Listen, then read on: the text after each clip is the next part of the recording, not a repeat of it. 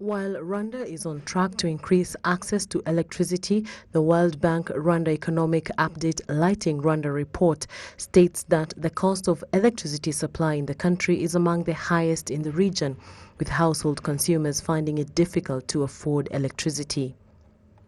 To remedy this, the government has put in place different strategies, including attracting a number of private companies, both local and international, to invest in the electricity sector. The private players, however, say that the biggest challenge for them is access to finance and therefore appeal for government's intervention.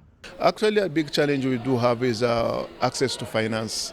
Access to finance when it's almost all companies, majority of companies are getting hard to access finance because the financial institutions, they don't understand the business, and also the commercial banks where we can get loans, they don't understand very well energy sector.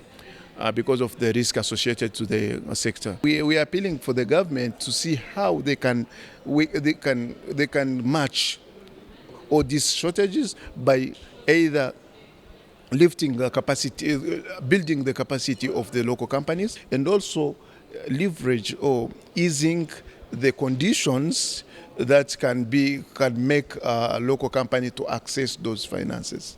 At the opening of a two-day meeting in Kigali that brought together both local and international stakeholders in the energy sector, Permanent Secretary in the Ministry of Infrastructure, Uwase Patrice, said that the government has a number of incentives for private companies that venture into this sector. Uyu munsi leta ifite incentives cyangwa se ibireshya.